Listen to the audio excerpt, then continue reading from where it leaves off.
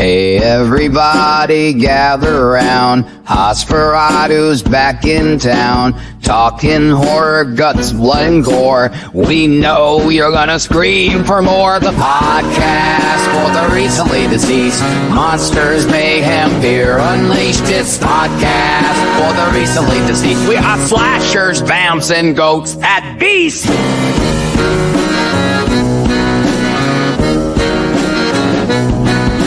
Silver screens and cursed tapes, jump scares that will contemplate, special guests and spooky lore.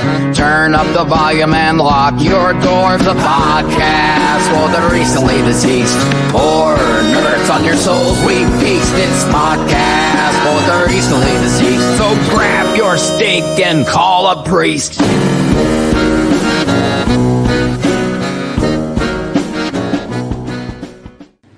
Welcome back to the podcast for the recently deceased. I'm your host, Nate Roberts, and with me tonight is the Scream Queen from the silver screen, Jessa Flux. Hi! I'm ready. Tonight we'll be discussing Nosferatu.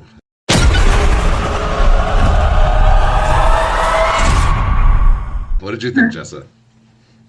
Okay. Well, as you know, I started watching it on vacation, and I was watching it on a laptop, and the sound was so insane that it was really quiet. Like everything was, I had to turn the volume completely up, and then there was kids, those two little kids that were running around saying, "Papa, Papa," and like that blew my eardrums. Okay. And then, so I had no idea what was going on, unfortunately. And because it was the pacing in the first hour is so, slow as hell, that makes you, kind of drift away from it anyways. So I ended up coming home from vacation and then watching it all again last night from the beginning. And I had the same experience with the sound, which is crazy because I have a Bose soundbar that I bought specifically because Game of Thrones used to have that weird sound situation too. Sure. And I asked everybody, what should I do? I want to watch the show. I want to be able to hear the quiet parts and the loud parts. They're like, if you get a soundbar, it'll sort of equal it out. No, it didn't do that for this movie. This movie was still, I was constantly turning it up or turning it down. And so I was still having trouble hearing it towards the first hour. And then by the time I finally got to the part where I had gotten on vacation, I was so tired. I hadn't taken Ambien yet or anything. And I was like, is this for real? Am I going to have to sit through, at that point, it would be another hour and 15 minutes of this? So I kind of got mad. I was like, this is just because it was very pretty so far. It was right. Okay, I see what they're doing here. And everybody's performances were hella great. Everybody did such an amazing job as far as their acting goes. But up until that first hour, man, it is it's a doozy to try to sit there and not fall asleep or want to just go do something else. Okay, so I think, and I have a little editing experience, we can get that down to 15 minutes in that first hour. There is absolutely no need for the journey to take that long. Sure. Some of the gypsies dancing and everything, I was just okay, I get it. I get it. I see what you're doing, what you're setting up here.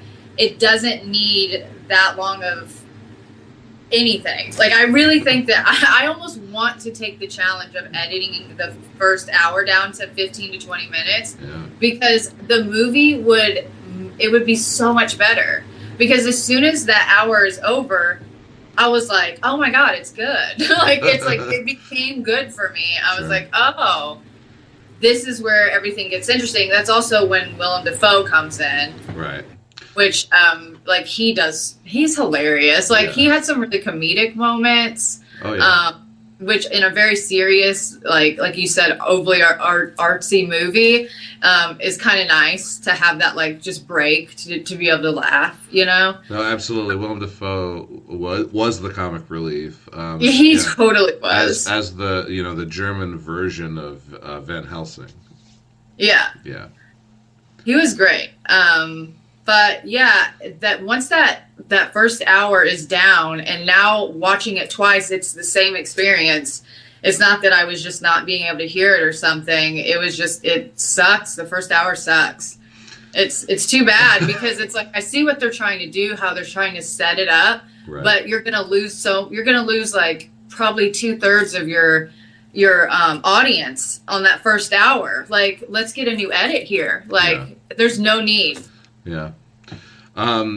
You should fan edit it. Definitely fan edit it. I'm a huge supporter of the fan edit community, actually. Most of the Star Wars fan edits are better than the original cuts. There you go. There you go. So, Nosferatu for me was a good movie. And unfortunately unfair, probably, to Nosferatu is I have watched all of the Bram Stoker's Dracula movies, including the original Nosferatu, in the last, 6 months.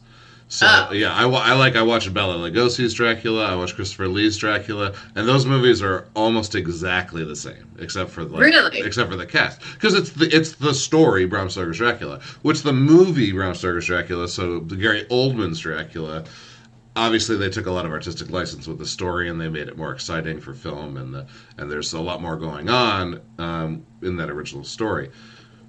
Nosferatu is also Bram Stoker's Dracula, just with the characters changed, right? So Willem Dafoe is the Van Helsing character. They have it. He's a scientist instead of a doctor. The guy who's played by, let me get that, Ralph Ineson, who you see him in The Witch, I believe. And I like how Robert Eggers goes to the same pool of actors over and over again. He was the father. Wait. So did the director do The Witch as well? Yes. Makes sense. I love The Witch. I made everybody one year go see it for my birthday, and I was all in the whole time. Yeah. However, everybody else hated it because of the pacing, and also I'm just interested in the occult, and so like that'll hold me in no matter what. Like I'm gonna be interested. If the Satan is there, I'm showing up to the party. You know what I mean? Like sure. that I'm totally down for that. But I wondered if the people that hated The Witch also hated Nosferatu, and so that makes sense. It's the same director. Oh yeah. And The Witch, in my opinion, is his best movie. Like, another unfortunate thing for a director to hit a home run on your first day out. Disco. He heard that. Yeah. And then he followed that up with The Lighthouse, which I thought, as far as Willem Dafoe and Robert Pattinson were concerned, they were both phenomenal in their roles, and the writing of the dialogue being traditional to the time period was, it's a great choice. Overall, the movie is not very good, but if you're watching it as inside the actor's studio study on how good these two men could have ever been, they were phenomenal. Once again, though, not that great of a movie. Then he does The Northman, which I passed on, and I'm sorry. That's okay. It's all right. He's trying to participate. There's someone walking around upstairs, and my building was, I think, built in 1869, and so it's a very you can hear everybody in every other part of the building. Sure. Yeah, come here. Just come here. Come here. Yeah, just hang out. Yeah. There you go. On. There you go. Better. So, as I was saying, unfortunate for Nosferatu to have come at the end of me watching 5 different variations of the exact same story. But for me, that made it so I could literally just stare at what you already mentioned was a beautifully shot, extremely slow sound design. The one interesting thing I liked was how Count Orlok's voice sat on top of all of the other audio whenever he spoke. Like, I noticed that. They brought it right into your face out in the forefront, and everything faded to the background every time Orlok spoke. You can definitely understand him. Yeah. And that, another thing, Bill Skarsgård, of course, is phenomenal in anything. And that makeup work, those creature effects, whoa, he was unrecognizable. There was not a inch of what you, like a photo of Bill Skarsgård, completely unrecognizable. If you didn't know it was him, you would not have known it was him. Which was also, I think, one of the pluses to the film. Overall, could have used a little bit more punch. Could have been a little quicker to it as well, like you said. I think I have to... Oh, let me touch on the performances. I did love everyone. Lily-Rose Depp, I would say... She's young and she's kind of new, and unfortunately was the lead female character, so a lot of the story fell on her shoulders. I think she was good most of the time, especially when she was forced to show emotion. So when she's being, assaulted, whether it was psychically or in the dream state or when he was physically in the room, she always acted very, very well. It was in those plain Jane scenes where she was just talking, and you were just like trying to move the story along, is when I thought she was kind of weak. I don't agree. I think she was great. Like, I really think she did in all the different aspects of her character. Like, she made me want to pay attention. She really held my attention. I really also loved her friend. What was her name? Sarah? Was that it? The character was... Blonde hair. With the two annoying children. With the... Emma? Is that her name? Emma? Yeah. Oh, no, that's her real name. Anna was the character. Anna. Yes. I thought she was cute, too. But, no, I've never seen anything that Lily-Rose Depp has done for this that I remember right now, but I thought she did a very good job. I think the star of the show, though, is Willem Dafoe. Oh yeah, right. But how could you not be like the star? He's a legend, know, and yeah, I mean, he's got like Christopher Walken status too. Like, he's that level of just like, doesn't matter what he's doing, he's just knocking it out of the park. Nicholas Hoult, who I'm normally pretty down on Nicholas Hoult. He was so good in this. He was Tom. He was Lily-Rose Depp's husband. Oh, I thought he was great. Yeah, he was great. Aaron Taylor-Johnson was a surprise to me. I didn't even know he was in the movie. Which one is he? So he played Frederick. He was Anna's husband, and that's the kid from Kick-Ass.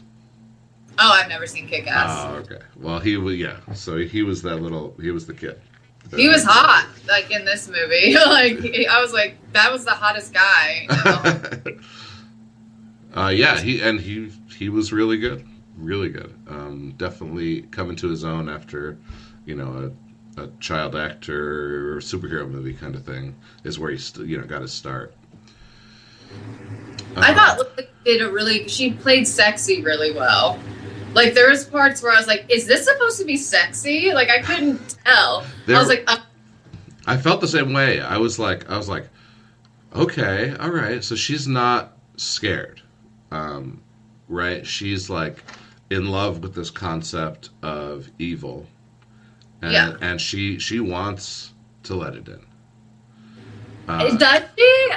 I feel like it's like an animalistic, how they said, urge. That, like, you know, everybody has those urges, but, like, I don't know. I think it has a lot to say about, like, women and sexuality. There's, like, a little, like, undercurrent about that whole thing and how we kind of shame them for, like, being sexual at a young age. Like, she was saying that, you know, she was lonely, so she called this, like, this idea, the spirit in to keep her company, and then it became sort of gross and, like, torturous. But you know, she, at that point, she's in a relationship with this thing now, like, and then her father finds her nude and tells her that she's disgusting because he thinks, you know, she's probably slept with someone, but doesn't know it's a, like, demon thing, you know? Right. But, you know, I think that it just goes to show, like the kind of pressure that we put on women to be so chaste, you know, and I think it really there's, like, some commentary in there, like, on Absolutely. That for sure. But also, even though I don't think she wanted it, though, like, I think it was a thing where it was like a habit almost, you know, that she was engaging in growing up, sort of like masturbation, really. I thought it was, like, kind of a metaphor for masturbation. And then once she found her husband and everything, and how, like, the night terrors, which was just the demon visiting her, right. Kind of, like, slowed down. It's because she really wanted to dedicate herself and her life to a specific person that she was in love with, rather than giving into these animalistic urges. So I think the only reason why she let it in at the end was to save everybody. It wasn't because she wanted it. She knowingly sacrificed herself instead of just, like, having this climactic experience. Right. That's an interesting position, especially when you think about the first scene in the movie, or the first scene where we see her and Thomas together. She's almost, like, begging him for sex, and he, like, rejects her because of the inappropriateness of the timing, right? Like, he's, like, gotta go to work in the morning, or he's got some stupid meeting or something like that. Is the excuse, and he's already late. Is the excuse he makes up, right? Yeah. And no, that's a really interesting take, and especially when you consider that is how it starts. I mean, yeah, that's really good. I think the other couple, though, they were very sexual as well. I mean, they had 2 kids, and then they had away, and then she was even, I don't know where they were. They were, like, out at the water, and, you know, taking Lily's character out to the water. I don't know if you know how in the olden times they're like, just go get some fresh air, honey, and you're gonna be fine. Like, I don't know if that's what they were doing, but then, you know, they start to kiss, and she's like, not in public or whatever, very coy, and he's like, I can't resist you. Yeah. The whole movie had a lot of sexual energy behind it. Right. Yeah, he did say that a few times too about his wife throughout the movie to really reinforce that. I think the least sexual person was it Tom was his name? The husband, yeah. Yeah, he seemed like, I'm not interested. That guy, like, he seems like he just doesn't have a sexual bone in his body, but they did get that banging on pretty good. I mean, that was a good scene whenever. Right. She, like, totally, she was like seizing, and then all of a sudden she's like, I'll be good. And then she crawls all over to him. Like, that was hot. Yeah. That was super sexy. Yeah. So, before we spoil too much, let's get this the down and dirty out of the way. I ended up landing on a 6 out of 10. I was gonna say 6 as well. Oh, all right. And I think it could easily be an 8. You just need to get that first hour down. It definitely has all the ingredients to have been a much better film, and I would say that pacing was definitely an issue. What is it they say? There's too much plot in this, or there's too much story in this plot, or there's too much plot in this story. It's a Joe Bobism. He's like, you know, you just gotta throw in a few more kills, and you'll be all right. Yeah. All right. So this is the point where we will fully talk openly about the movie. Any spoilers, people who haven't seen the film, this is where you would want to check out and come back later. So, let's talk about your favorite scene in the movie. Ooh. If you had to pick one. Just come straight to your mind. Probably that sex scene. That was pretty rocking. That was pretty good. Okay. It had a lot going on there where she's like, first, you know, well, she did a lot as an actress in that scene. I mean, first she's like, kind of like coming out with some big secret about like this thing she used to do, which is a demon. Right. She's like, yeah, I used to have sex with that guy, but it's, you know, it was a long time ago and I'm not really into it now. And then she starts yelling at him. She's like, but he told me what you did. You sold me to him. So she goes from like giving, like kind of giving up the goat. Like, I did this awful thing and I can't believe I'm even saying it. I've never told anybody, but fuck you. Like, because you totally sold me to him and like, I don't feel like he got a chance to even explain that he couldn't even read the contract because it's a totally different language. Yeah. Before she starts crawling around on the floor, seizing, because it seems like the demon is taking over her body or something. And then I was concerned whenever she calmed down all of a sudden and crawled over to him. I was like, she's going to bite his dick off or something. I mean, like, what's about to happen? But it was also really hot. Like, I was like, I'm turned on. I imagine her husband would be turned on, like, as well. And, you know, then they have like this feverish sex. And then, you know, then it's like a ruined orgasm. Like, by the end of it, there's a lot going on in that scene. As an actress myself, like, I would love doing that. Like, that would be such a fun challenge because you're doing so much in a short amount of time. Right.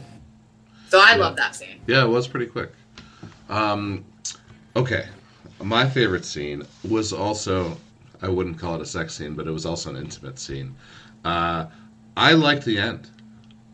When he crawls up on her and bites into her chest, and they kind of convulse together, and she cries and screams, and he just is like, the way the visual of him, like, this is the most you ever see of Orlok through the whole film too, and this is the clearest picture you're ever going to get of this makeup job and this monster, and that scene was not short.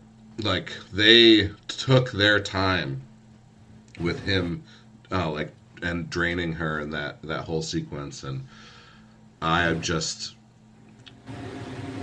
think I loved it so much because of how slow and like connected everything was in that moment. I just really enjoyed that sequence.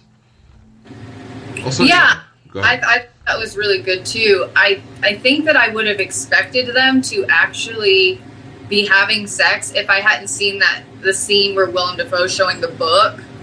And he's like feeding off of the woman that's supposed to save everybody or whatever, like that, all the information in there.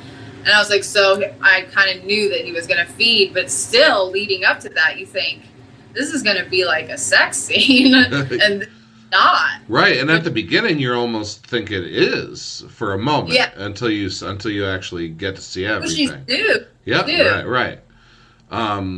Another interesting change from the Stoker version to the German version is how they don't bite the neck, how they bite like literally right above the heart, in the chest, which was interesting.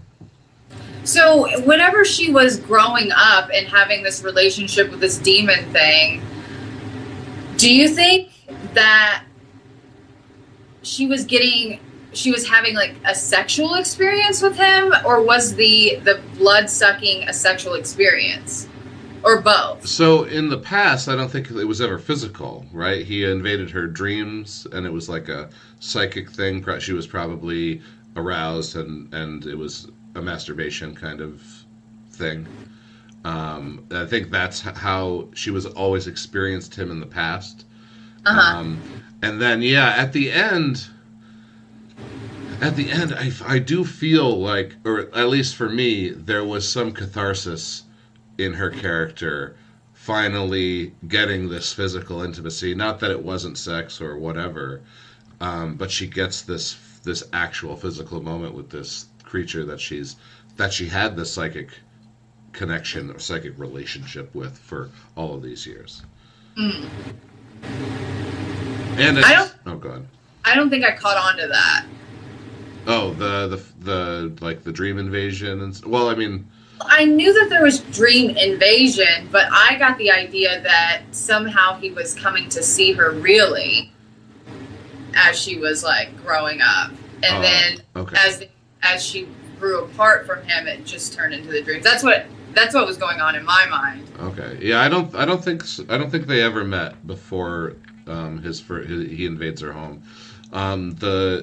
The picture, when he sees the picture of her, Nicholas Hoult has it, or Tom, the character has the picture, and he recognizes her as that person that he's been visiting.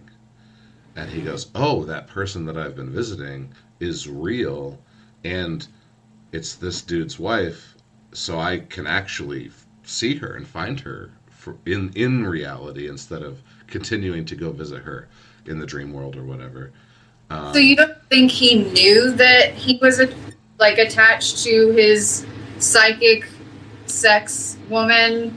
Because he wanted somebody to come and to sign this deed. To sign the deed.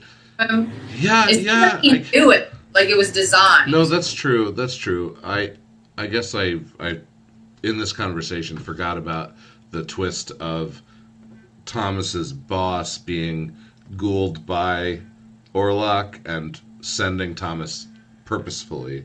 So yeah, I mean, I guess he did know. He probably did know the whole time. Yeah. I still don't think they met physically, but. That's fair.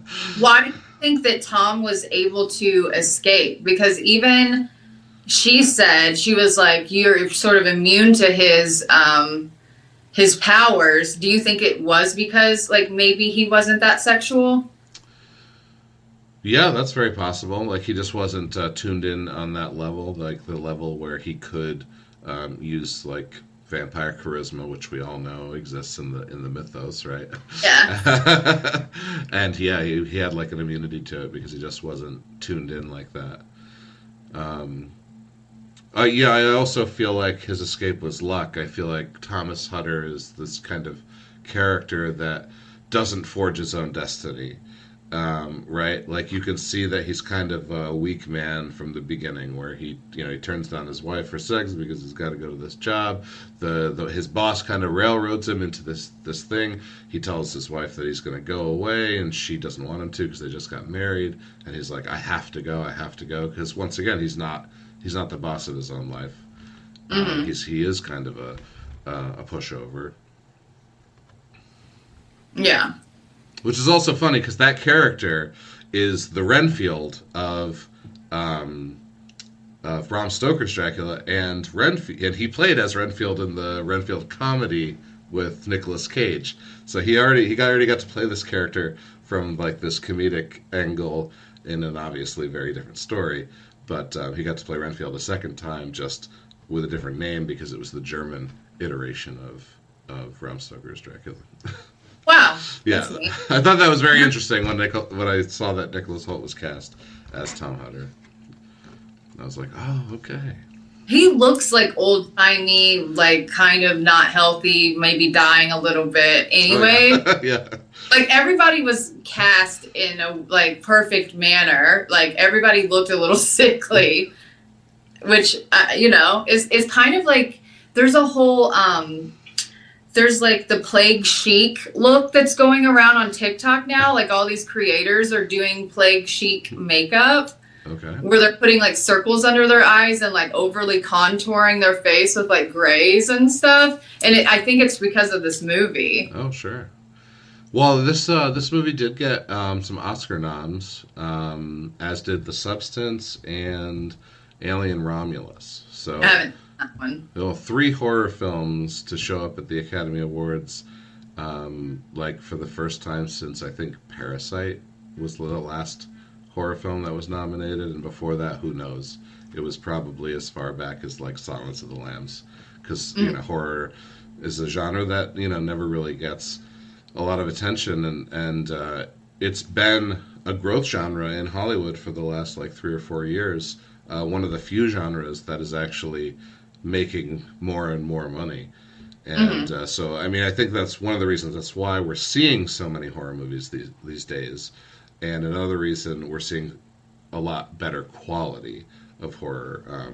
Like when you start as far back as like 2020, 2021, we started getting just like banger after banger, like a dozen amazing like 9-star horror movies like every year, Yeah, it's been great. And 2026 is already shaping up to be an insane year for horror. Love that.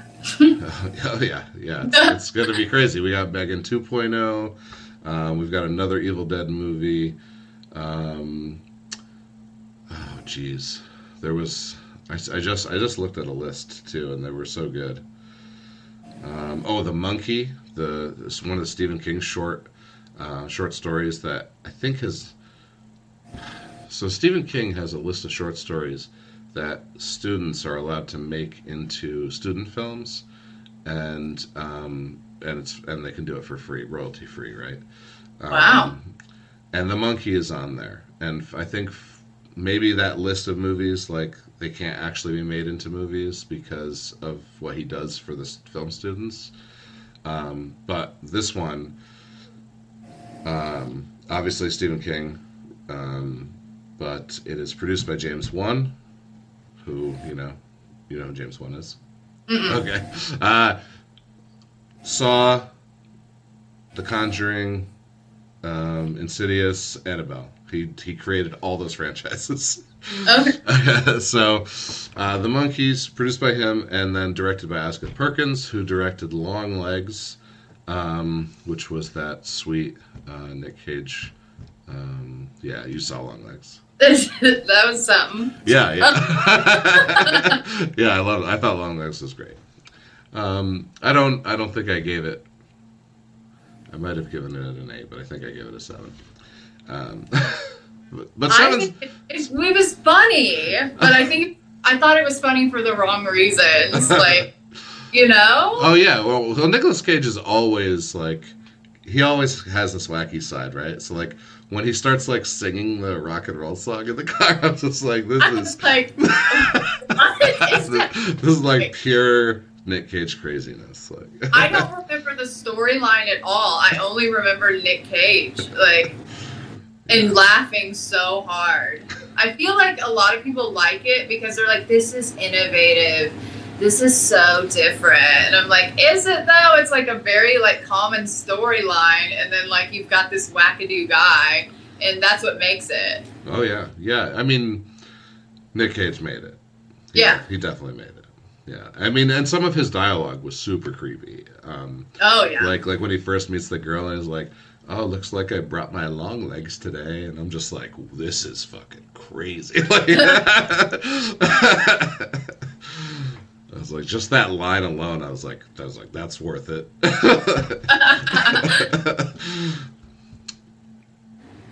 All right. Okay. So we both didn't like how slow it was. You brought up The Plague. I thought The Plague was kind of cool, an interesting take. Definitely something that wasn't in Stoker's Dracula. Is that this when the vampire comes to town, he also brings this plague with him, and the only way to stop the plague is to kill the vampire. I thought was super neat, addition to the storyline. So another thing he added. What did you think of the mustache? What mustache? Who has a mustache? Count Orlok. Oh. Yeah, I guess I've seen Nosferatu. Was it like from the 20s or the 30s? 1922. Okay, I've seen that in high school, so I haven't seen that in a while, and so I don't remember any storyline to it. I just remember just being like the hand, like yeah, the shadow, yeah. that was pretty. I mean, it was really beautiful, but I don't remember any story to it at all. It's almost exactly the same as this movie.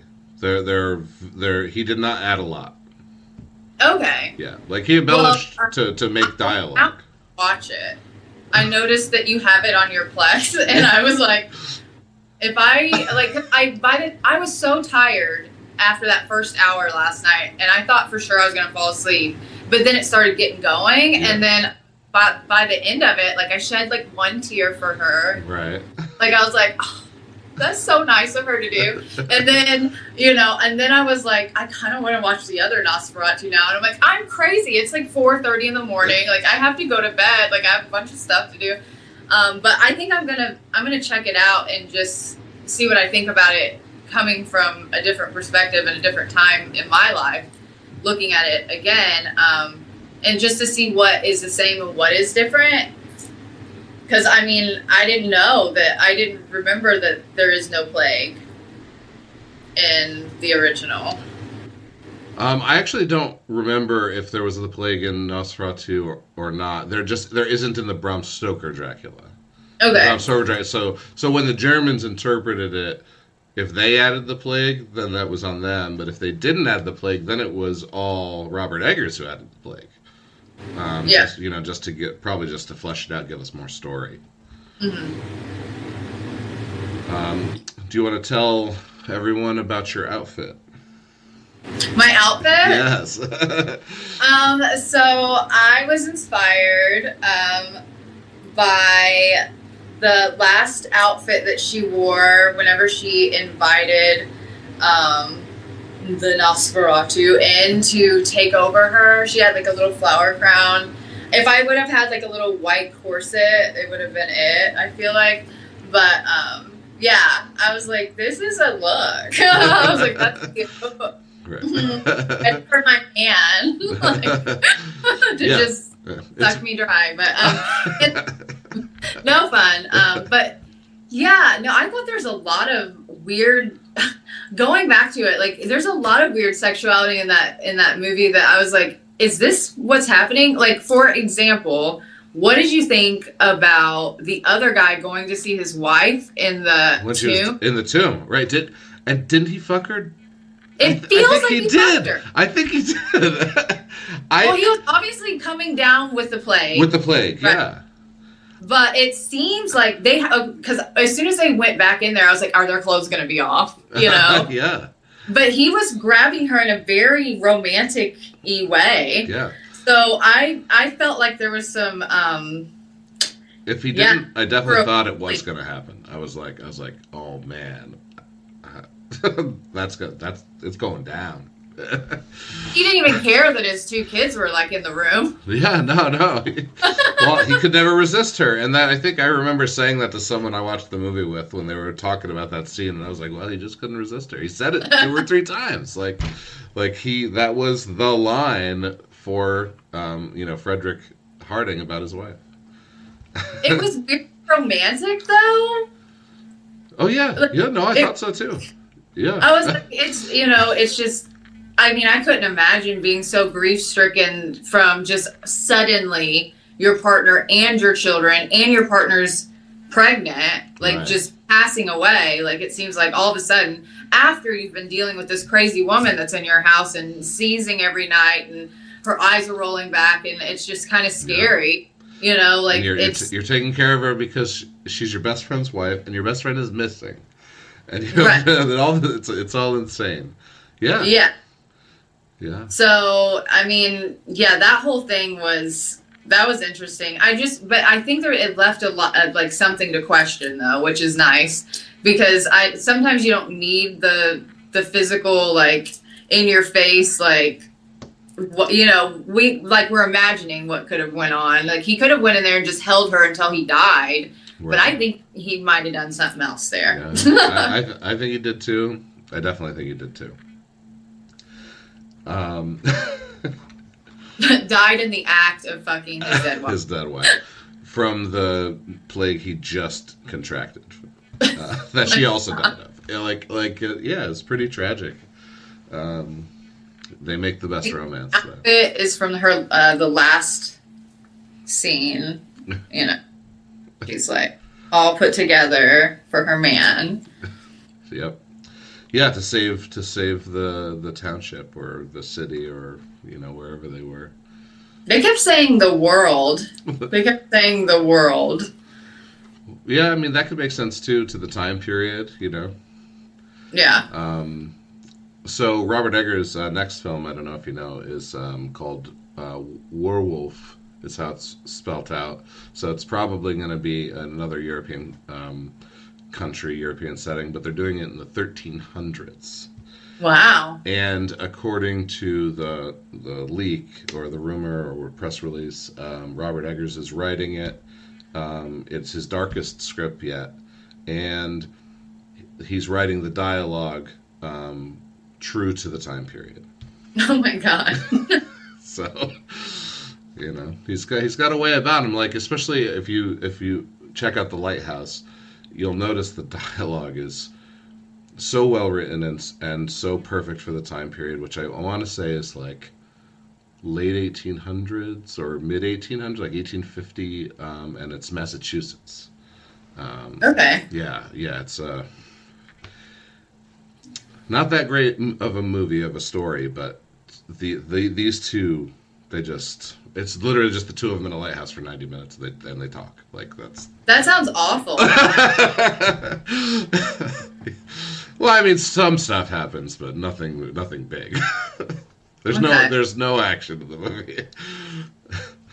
I don't mind the use of like old language, or you're like, not really, it's not a different language, but like the cadence and the way that they because you just pick up on it. But then I do understand that there's people in this world that don't pick up on that very easily, like, and it's really hard for them. Like, all my friends that I made go see The Witch with me, they were like, I had no idea what was going on. I didn't know what they were saying. And I'm like, you didn't just like rest into the flow of like the rhythm of the way they were speaking. But then again, like, I've studied Shakespeare and stuff, so maybe it's just like a thing that like it just becomes sort of like just natural to me as as I'm watching whatever the piece it is. It just starts to make sense. Right.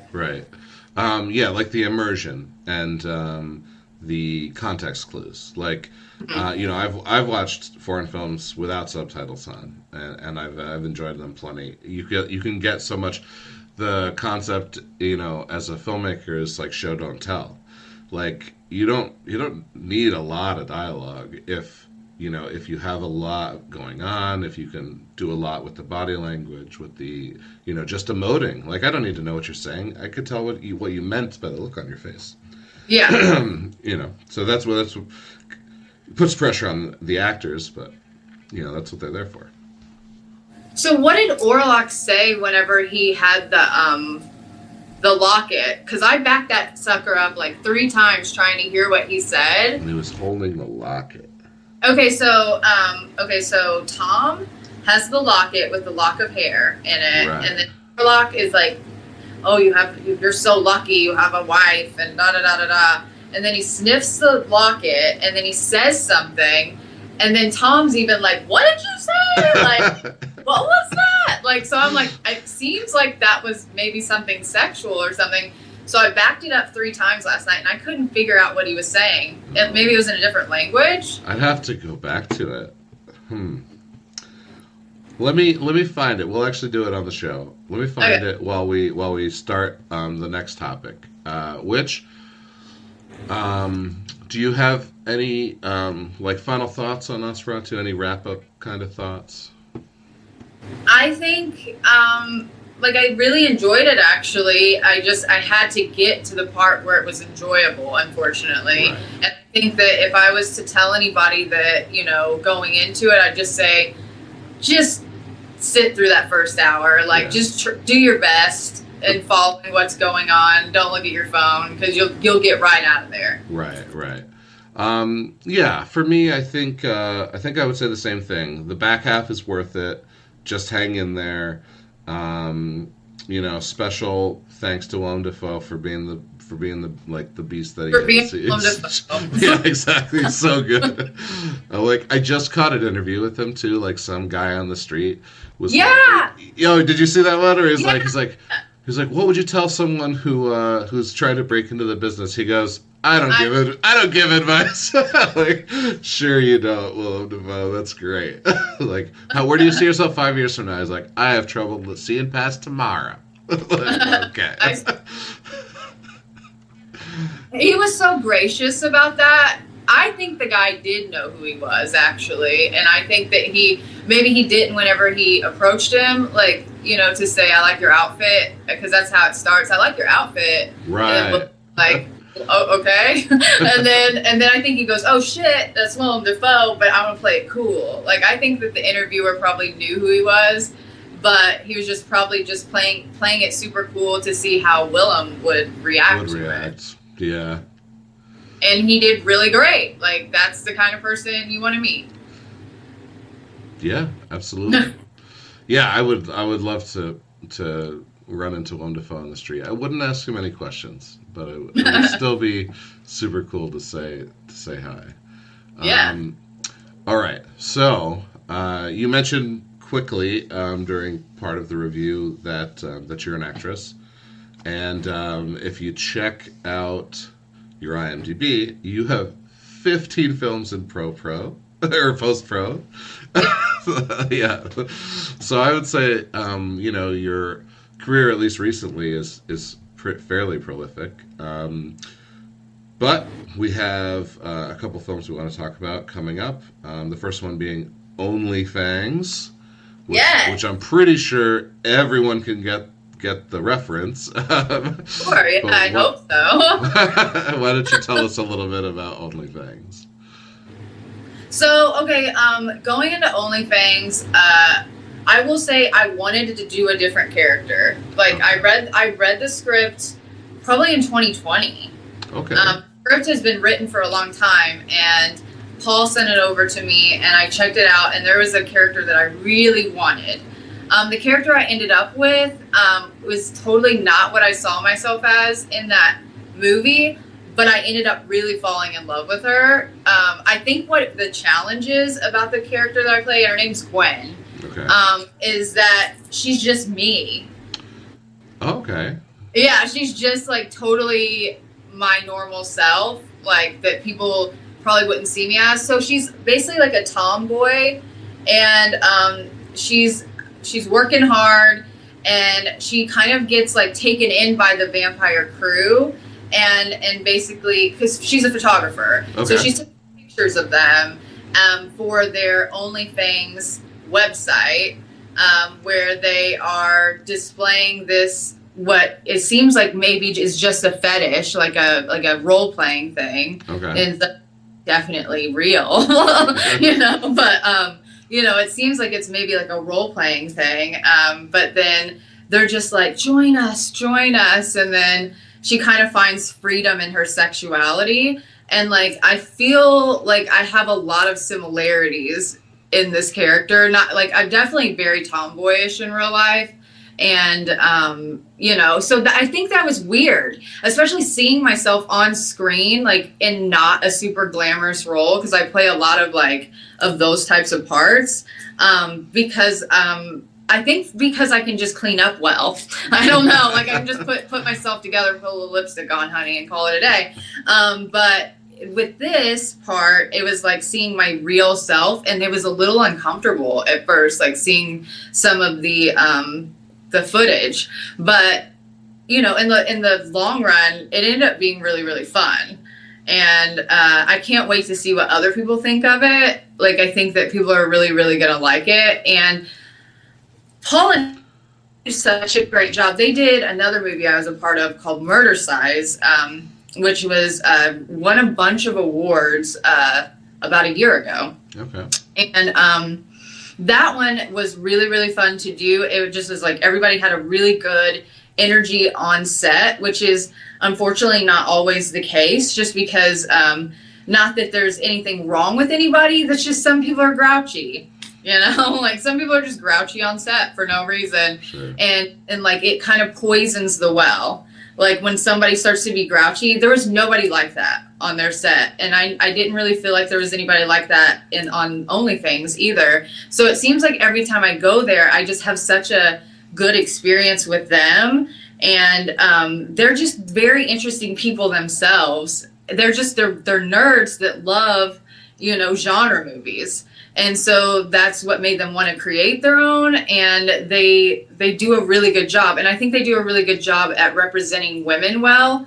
There's a lot of times where I'm like auditioning for something or even playing the part, and I'm like, well, this woman part was written by a man. Ugh. You know, like it's like they're not very deep. Like I kind of like a explanation for a character recently that I auditioned for, and it was just like, she's really pretty and she's mean and she's slutty but she gets what she wants. And I'm like, okay, like whose dad wrote this? Like right. A girl he's in love with in high school or whatever. Like it's like sometimes the female parts, if it's a male writer, are just not fleshed out in a way that is really respectful to women. Sure. Even though I know they don't mean it that way. It's not like they're coming at it in a way to like be insulting, but it ends up being a little bit insulting. So like whenever I do those parts, I try to add a little more substance behind it. Like, why is she like this? And I do a lot of character analysis mainly because I enjoy it, but it also helps me to memorize my lines whenever I know why I'm saying them. Like, why would I say that? Like, why would I say it like that, for instance? And it's like, oh, because in her childhood that nobody listened, so she's very loud and boisterous now, or whatever I come up with in my head, right. You know, make it make sense for me. But yeah, I just really like the parts they write for women. And I think it probably helps that Paul's not going to write anything that's questionable or doesn't represent women well, because he's got a wife that's going to be like, you know, like, yeah. What is that? You know, and she's very like upfront about the way she feels about stuff. She also does all of her own costuming for all of their movies, which I'm not used to. So like usually with independent film, you might have to get like an approval on like a costume piece or something, but usually it's you doing your own stuff, which to some degree I kind of like that, because I know what's going to fit me well and make my body look the best it possibly can be on screen. But also it's like, it's kind of up to you to like purchase your own stuff. Like if you don't have the thing if you have a suit, you need to wear a suit, unless you have that and you're willing to get blood or gore all over it. Right, you know what I mean? right. The part is, like, you have to just come up with it and figure it out yourself. Find one at the thrift store, or purchase something that's looks nice, but it's, you know, it's fast fashion, so it's cheaper. Sure. But it's $20, a $20 suit. Like, yeah, throw the blood on it. Like, you know, that's fine. But yeah, I like that they kind of handle all of that on their end. It also really makes the movie completely theirs whenever they have like a hand in every single aspect. Right. Which I think, you know, I'm not a filmmaker, but I see, like, seeing them being done all the time. There's a lot of things to be done. There's a lot of decisions to be made. There's music, you know, you have to decide on. There's all kinds of stuff. So whenever like I have to do less with that, it kind of lets me explore my character a little more, because I'm not worried about like figuring out what I'm supposed to wear. Right. And also their choices, Angie's choices for me in Murder Size and in OnlyFans, they kind of inform my character as well. So it's like she's doing a little bit of the script analysis for me. Okay. So I love working with them. Yeah. Have a really good time. I mean, you know, I've watched you know, a handful of the movies you've been in. Murder Size is my favorite so far. Yeah. So you know, I'm looking forward to OnlyFans. I read the plot synopsis. It's a, you know, it's a how that might work. I like the concept of coming at it as an actual, like, real website where people would pay to, you know, have their blood sucked.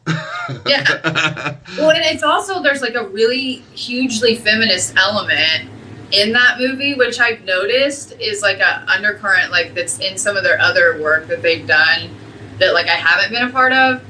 It seems like they're just very like about like sex workers being real people that actually do work, and then also that like they, like I said, they represent women well in all of the roles that they create for women. So I think they're really, really amazing creators, and it seems so funny to me because when I work on other projects, people are so ate up with Paul and Angie. They're like, tell me everything about Paul and Angie. Like, you know, they're like, they're so, you know, because they're successful. They work really, really hard on their campaigns and their marketing, and they do it all themselves, like in-house. They don't like hire out to do it. They really work hard.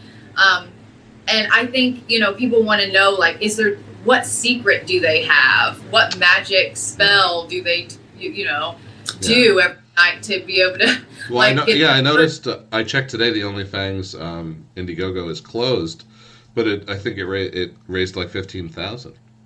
Oh wow! Yeah, so people are probably just jealous. Like, why did my Indiegogo get $2,000 when they got 15? Exactly.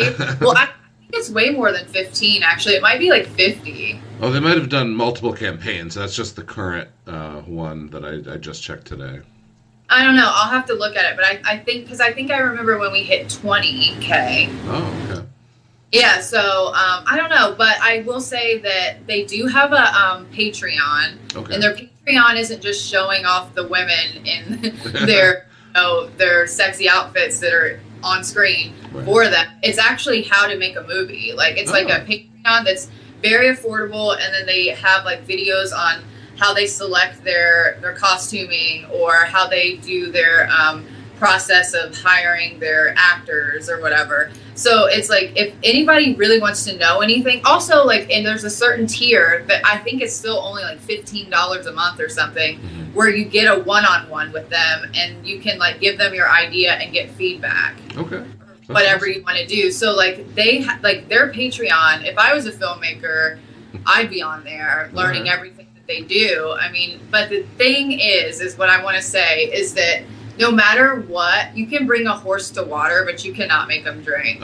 People always are asking me, like, how do you get into movies? How do you get in all these projects and all this stuff? I'm like, well, it's a lot of work. You mean it's not easy to just, like, live your dream of being an actress? Or No, dude.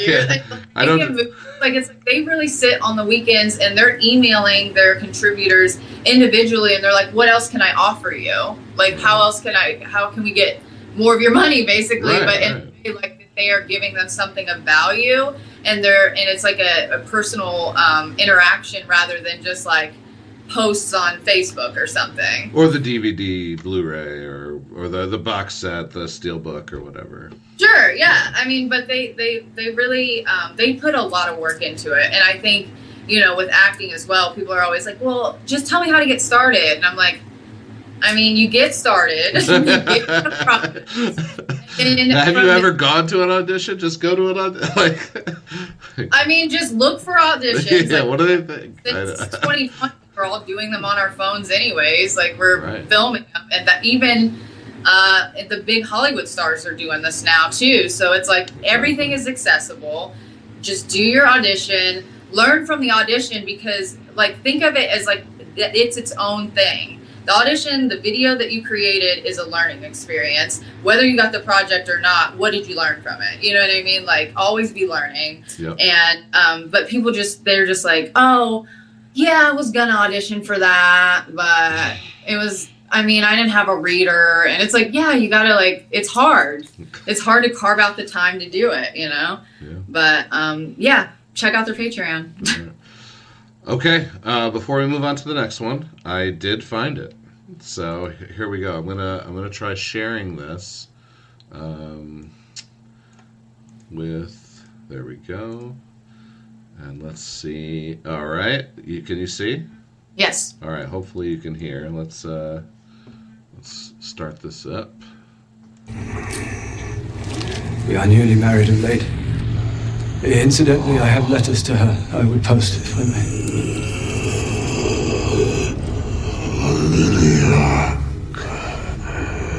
What was that, my lord?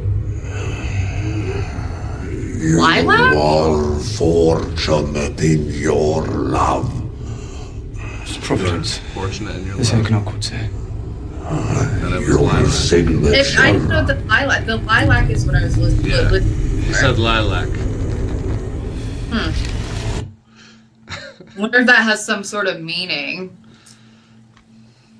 Who knows? Is it rosebud? Like, what is it? Hey, Rosebud. I'm sure, what was her name? Would know. Ellen Hutter. Ellen would know. Okay. So we talked about some OnlyFangs, and then we have another project that you're really excited about coming out, I think, this year. And this is your starring. Yes. Yes, you are the star. Yeah. The titular character. Yeah. For Amityville Barbie, the movie. Yes. So I was really on their ass about this movie because I want to play the Barbie because I had already done, and it's not been released yet, but it's called Darby's Scream House. So I've already played like a Barbie parody type character before, and I really loved it. And like I'm the star of it, and I think that movie is going to be much lower budget than Amityville Barbie, but I think people are really going to like it when it comes out. Like it's going to be, I think people are just going to eat it up. But this is a totally different animal. It's like the guy that is putting it together, Deadsville Ronan. Like I know because he's got like a million different names because he is a stunt actor, and so he has like these like kind of like code names that they use between each other. But he is the guy that's putting this together, so it's really stunt heavy. And I think they were afraid that like since I didn't have any stunt training that I wouldn't be able to do it. But I went to college for dance. So like I can learn choreography, like the order of movements. Like all you have to do is like just tell me. And so I did really well with it, and I think he was shocked, honestly. But that was really fun, and it made me wish there was like a class to take on that, that you could learn like a different fight choreography like every week, kind of just like a dance class, except just fight choreography, and just so you can get into that movement vocabulary because it is different than dance or anything else. But I'm really excited to learn more about that. I did like a cool stunt where I was like pulled up in the air. Like, I mean, it was like, there's all kinds of stuff that we're doing with that. But that one is it's just going to be a lot of fun. It's kind of like Buffy the Vampire Slayer. Right. That was my first question. Are you defending the people from the evil? Yes. Okay, so you're not the evil. I'm not the evil in this one. But I enjoy being the evil. But no, I'm Barbie, a model and actress. Like, you know how Barbie's everything. And in this case, she's doing her whole model and actress thing. And, in the midst of that, I also have to protect humanity from these deado characters that are basically demons that present as like fuckboys, basically. Okay. Yeah. All right. So very, very empowering. It is, yeah. Yeah. And as a Barbie fan, I love that they're really using the Barbie mythos, which is like, there's a whole, like, people don't really realize it. I used to have like a family tree, a Barbie family tree poster as a child that would connect people. Like, this family is like, Kim is married to this guy, and like Christy is married to this guy, and Barbie's sisters are Kelly, Stacy, and Skipper. Like, they're using all of that, and they're being like really like on about it, which I think is the Barbie nerd in me loves that. Well, there's a lot to be said for like flavor or fluff, as they call it, and just making sure for the nerds. Like, it's cool to recognize some lore that other people might not have gotten in a movie. Yeah. And you're like, oh my god, that is because of this, and your friends are like, we have no idea what you're talking about. Yeah, that happened a lot for me, but specifically, I really did like the Barbie movie, the one that came out like 2 years ago. Phenomenal movie. Phenomenal. I thought it was a great movie, and there was I cried like the whole time I watched it, and then I cried later because I started thinking about it again. Oh, yeah. And I actually bought the movie. Like, I don't hardly ever buy. I buy a lot of indie movies because I want to support my friends' work, but I don't really buy a lot of like Hollywood movies anymore. And I actually bought that, and I think it's really great. And they also do the same thing. Like, they have like the original creator of Barbie, like she's pulled into the story, and I love that kind of thing because it's like it was such a big part of my upbringing and playtime and my creativity, really. Like, these dolls allowed us to basically like be our own directors of films. Like, we were putting on shows Right. like that never ended, you know what I mean? Like, it really, like, it's a really fun thing, and like I don't feel like people get that kind of play anymore, you know, because so many kids are like on their iPads or whatever, and it's like, instead of actually having something in your hand and making up like a dialogue between these two characters, you know, like that, there's something very creative about that. Whereas, you know, just playing like some dumb like Tetris-y style goofy game on a phone or an iPad or something, I don't know. I think, you know, we're raising a generation of people that are going to have problems finding creativity. Oh, absolutely, yeah. Especially if it's handed to them, they don't get a chance to create at such a young age. I completely agree. Yeah. Yeah, I think Barbie was a really good tool for creativity. Yeah, and oh my god, that movie. I'm so glad you brought it up so I could think about it again, because every time, I think I watched it, I saw it twice in theaters, and then I saw it once when it came to streaming, and yeah, it was just brilliant. I mean, the writing was, you know, it's definitely some of the best I think I've ever seen. You know, the satire, all the metaphor, like, it really hit like our current societal issues like right on the head. Like, oh yeah, it was.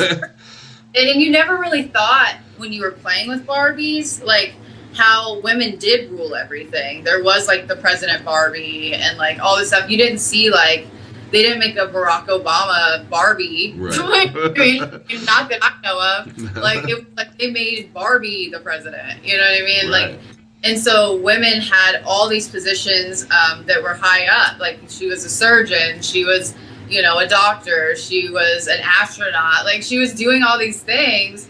And it really, like, it was, like, very, like, femme forward. But, like, I remember seeing a lot of people complaining and saying that it was, like, too, like, leftist and keep your leftist ideals out of my play. And I'm like, do you know what you were buying the product? Because it was like the girls were running the show, like, the whole time, right under your nose, sir. Yeah.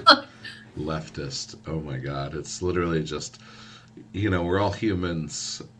It's humanity, man. Like, you just can't separate anymore. Like, we've been so segregated. A lot of our community is segregated by ourselves, by labeling ourselves. We put ourselves in these boxes, and it's unfortunate that has happened to where, you know, there's so many ways that we are divided these days, instead of coming together. Like, you know, we get separated by color, religion, race, sex, sexuality. It doesn't matter, you name it, you know, everyone's an individual, blah blah blah. But, like, man, in the 90s, nobody gave a shit. It was like, are you cool or are you not cool? Those were the two classes back then. Yeah. And yeah, it's unfortunate, but we'll get there. We'll get back. Everybody just needs to chill out and love one another, I think. Yeah. I think that's what's important. It's just making sure, like, that whatever actions you're taking, like you're not trying to like piss on anybody else's parade. You know what I mean? Yeah, like exactly. Your body, and you're just trying to be respectful of how they want to live their life, as long as they're not harming. That does it for the first episode of season 4 of the podcast for the recently deceased. I'm your host, Nate Roberts, and my special guest tonight, Jessa Flux. Jessa Jupiter Flux. Jessa. I've added a name. Ooh, Jessa Jupiter Flux. All right. You like that? All right. Check out Nosferatu. Remember to hang in there. That first hour's tough. OnlyFangs and Amityville Barbie, the movie, coming soon. And what's the Patreon? I don't know what their Patreon is, Okay. but you can find all of my like Indiegogo campaigns, all of my socials, my IMDb, and everything at JessaDoesItAll.com. And I bet you can find Paul and Angie through there somehow as well. And then you can find their Patreon. All right. Well, thanks for watching, and feel free to check out BasementMedia.Online for anything else from the podcast. Thanks again for watching, and have a good night.